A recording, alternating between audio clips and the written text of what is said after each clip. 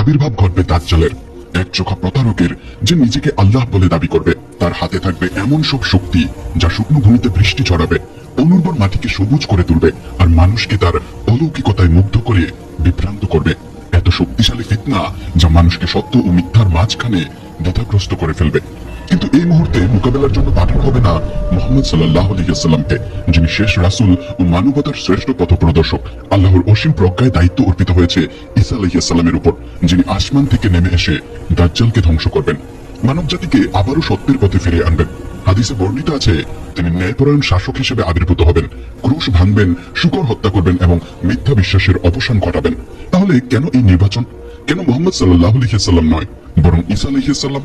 এই প্রশ্নই মানুষকে চিরকাল ভাবিয়েছে, আর এর ভেতরেই নিহিত আছে সেই ঐশ্বরিক প্রজ্ঞা যা আমাদেরকে বুঝিয়ে দেয় মানবতার ইতিহাসে আল্লাহর পরিকল্পনা কেবল রহস্যময়ী নয়, বরং সর্বশ্রেষ্ঠ কৌশলগত সত্য।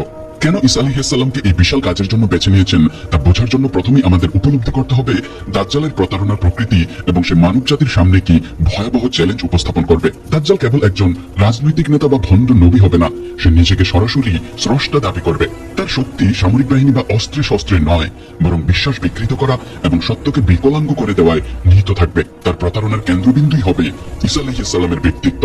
শতাব্দীর পর শতাব্দী ধরে খ্রিস্টান সমাজ বিশ্বাস করে এসেছে যে যীশু খ্রিস্ট ঈশ্বরের পুত্র, তৃত্বের অংশ এবং মানবতার ত্রাণকর্তা, যিনি পাপ মোচনের জন্য ক্রুশবিদ্ধ হয়েছিলেন।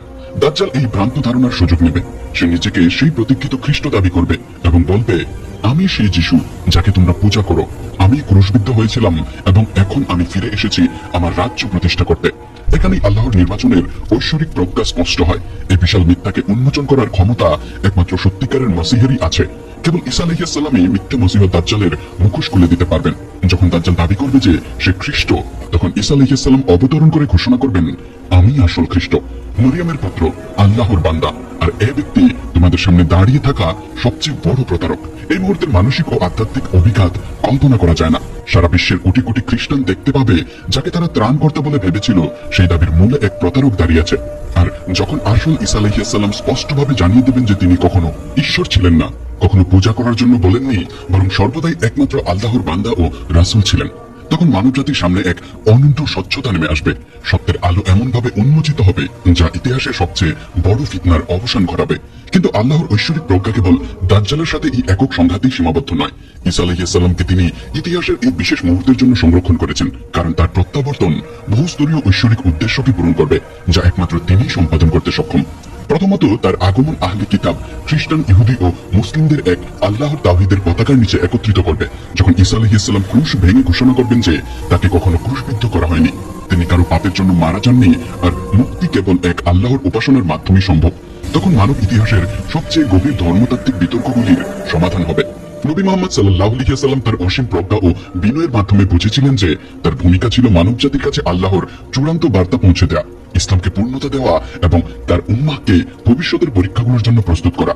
তার মিশন ছিল না দাজ্জালের সাথে সরাসরি যুদ্ধ করা, বরং তার অনুসারীদের আগেই সতর্ক করা এবং প্রতারণা চিনে নেওয়ার ক্ষমতা গড়ে তোলা।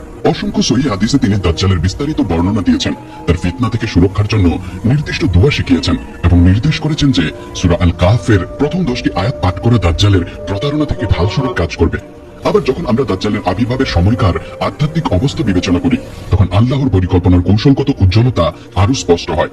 সহিহ হাদিসে বলা হয়েছে, তখন জ্ঞান তুলে নেওয়া হবে, অজ্ঞতা ব্যাপক হবে এবং সৎ ঈমান হবে মরুভূমির বালুর মধ্যে সোনার দানা খোঁজার মতোই বিরল। এমন অন্ধকার সময় শেষ রাসূল সাল্লাল্লাহু আলাইহি ওয়াসাল্লাম এর প্রত্যাবর্তন ঘটলে তার উম্মাহের দুর্নীতিগ্রস্ত অবস্থা প্রত্যক্ষ করা তার মনের সঙ্গে সামঞ্জস্যপূর্ণ হতো না, বরং আল্লাহ পাঠাবেন ঈসা আলাইহিস সালামকে, যাকে তার পার্থিব মিশন সম্পন্ন করার আগেই আসমানে তুলে নেওয়া হয়েছিল। মুহাম্মদ সাল্লাল্লাহু আলাইহি ওয়াসাল্লামের নবুয়ত তার মৃত্যুর সঙ্গে সমাপ্ত হয়েছে, কিন্তু ঈসা আলাইহিস সালামকে জীবিত অবস্থায় আসমানে উঠিয়ে নেওয়া হয়েছিল।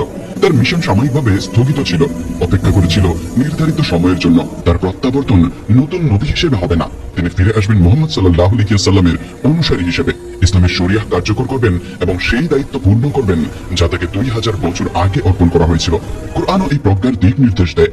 সূরা আন-নিসা আয়াত 159 আল্লাহ বলেন, আর আহলে কিতাবের কেউই থাকবে না, কিন্তু সে তার মৃত্যুর আগে অবশ্যই তার প্রতি বিশ্বাস স্থাপন করবে, আর কিয়ামতের দিনে তিনি তাদের বিরুদ্ধে সাক্ষী হবেন। এই আয়াত স্পষ্টভাবে প্রমাণ করে যে ঈসা আলাইহিস সালামের একটি বিশেষ ভূমিকা রয়েছে কিয়ামতের পূর্বে আহলে কিতাবকে সত্যের দিকে ফিরিয়ে আনার জন্য এবং আল্লাহর একত্ববাদকে প্রতিষ্ঠিত করার জন্য। ঈসা আলাইহিস সালামের হাতে দাজ্জালের মৃত্যু গভীর প্রতীকী তাৎপর্য বহন করে, যা কেবল এই নির্দিষ্ট সংঘাতের মাধ্যমেই ফুটে উঠতে পারে। আর নওয়াজ ইবনে সামআন রাদিয়াল্লাহু তাআলা আনহু কর্তৃক বর্ণিত সহিহ হাদিসে এসেছে, ঈসা আলাইহিস সালাম যখন দাজ্জালকে দেখবেন তখন তিনি তাকে তাড়া করবেন এবং অবশেষে লুদের গেটে ধরে ফেলবেন, যেখানে তিনি তাকে হত্যা করবেন। কিছু বর্ণনায় উল্লেখ আছে দাজ্জাল ঈসা আলাইহিস সালামকে দেখা মাত্র লবণের মতো গলে যাবে।